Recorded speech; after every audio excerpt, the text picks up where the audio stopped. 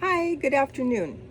Well, as you may know, I have been very interested in the Nancy Guthrie abduction, uh, murder, whatever it is. That's still not completely clear. And while I don't mean to be a true crime channel, this one I will report on the cases that touch me somehow. And in this case, I'm an older lady. Nancy was an older lady. I'm concerned about my safety.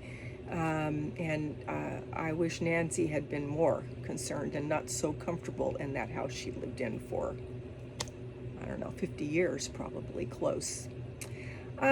So Brian Enton, who I really like, he's a great reporter, one of the new breed, hopefully, of investigative reporters, which almost died out, but are coming back, it seems.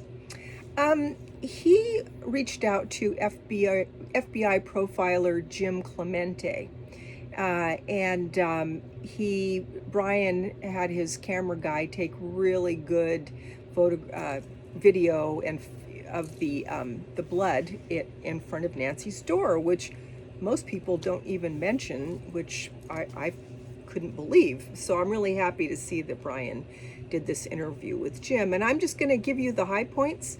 And if it's super interesting to you, you might want to go watch the whole interview. I really like Jim. It's the first time I've ever seen him. But what I like is that he's actually giving his opinion for the most part. And he seems very confident and competent and heartfelt too, which is a very nice thing to see. So Brian sent him the footage of the blood spatter, and he looked at it, and he said that there were two distinct blood patterns that he found of greatest interest. And indeed, I mentioned in another video the blood spatter, which up to this point I haven't seen anybody really talk about in depth. He said that because it seems that the only blood that was found was outside on the porch, that would have been where Nancy received that injury, and it has been verified to be Nancy's blood. So that was good verification. He said that Nancy was most likely kneeling or on her knees, and her face was no more than 12 inches from the tile.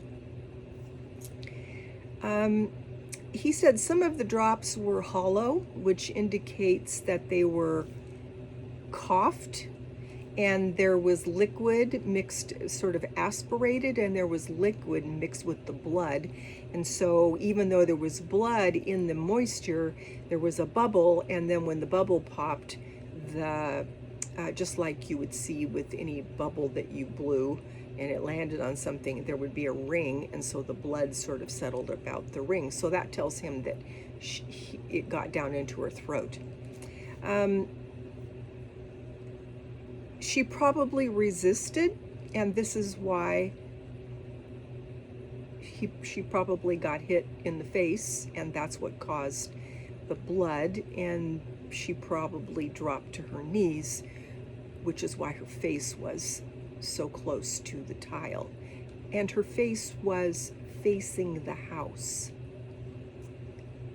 After the injury, she was picked up and probably carried to the perp's car because there were no more blood drops past the porch. So that makes sense to me. That's something else I like about Jim. The things that he's proposing, actually, he follows, and they make sense. Savannah also said, and I hadn't heard this before, that Nancy was taken out of her bed.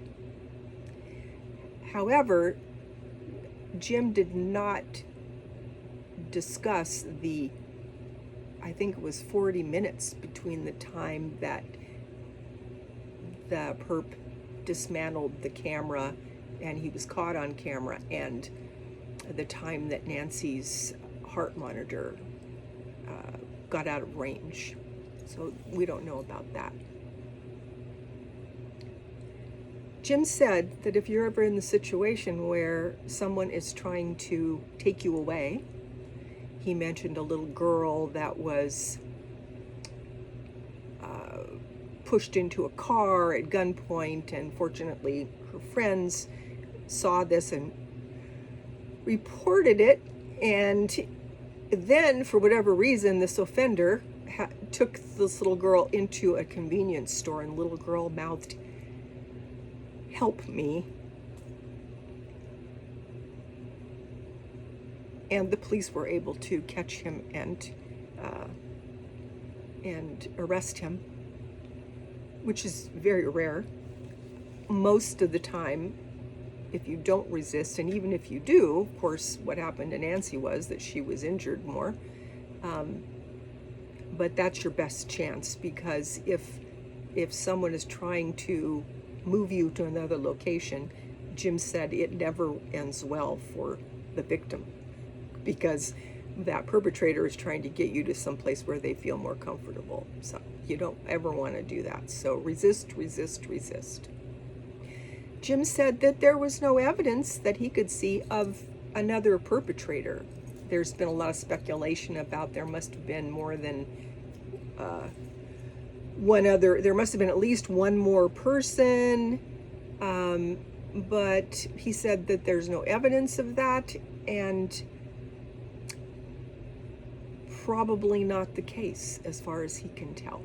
More evidence come forward? Well, then we can talk about that. Also, there has been the FBI has been given traces of hair that were found at the scene. And Jim says that the perpetrator might have thought that he was very capable, but was, as evidenced by the backpack that had the reflective stuff on it, and the gun in the holster in the odd spot, that he probably wasn't as capable as he thought he was. The final part is that there were probably two motives. One, either financial, and that's assuming that at least one of the notes that were sent were real, and that what may have happened is that a note or two was sent and then it was dropped because Nancy died, and so there was nothing to return. So that, and then the other one would be a fantasy wherein this perpetrator was trying to get Savannah's attention for whatever reason. So we still don't know, and we might take years and years for us to find out. Hopefully we will, and hopefully it won't take years and years.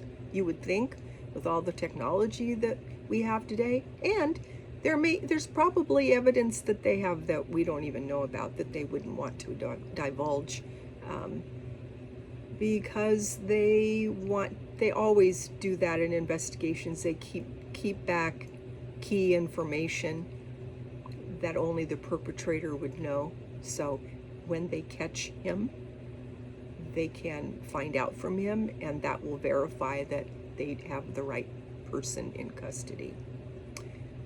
So again, these are simply the high points that I felt were most pertinent and most interesting. And you can go to Brian's page on YouTube and get more details if you would like. So keep yourself safe out there. Be aware, be watchful. Always lock your doors. As soon as you walk in your house, you unlock your door, you walk in, you close the door, you lock your door with a deadbolt every time, without exception. And a lot of this will never happen to you just based on that. So God bless, take care, and I will see you on the next one.